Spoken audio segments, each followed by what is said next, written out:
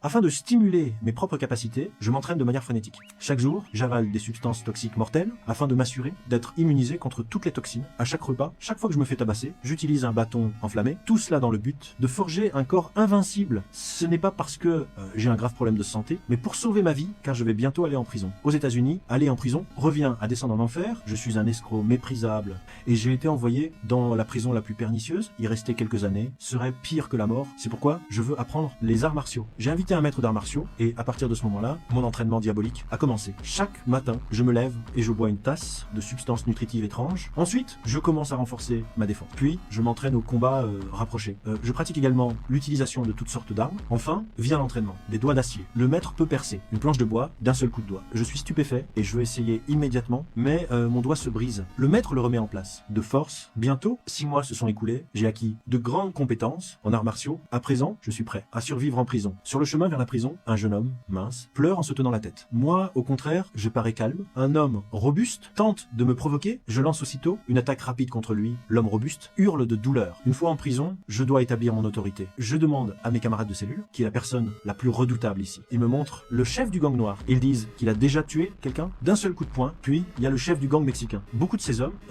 sont d'excellents combattants. Ensuite, le chef du gang blanc. Il est petit, cruel, et personne n'ose le provoquer. Enfin, la personne la plus redoutable de toute la prison, c'est lui, Arthur. Il mesure plus de 2 mètres, pèse plus de 500 livres, il est robuste comme un bœuf. Il s'en prend toujours aux beaux garçons et il aime sentir leur corps. Je dis alors, je vais juste le harceler un peu. Je l'insulte immédiatement, le traitant de bête brute. Cela attire aussitôt le regard de tout le monde.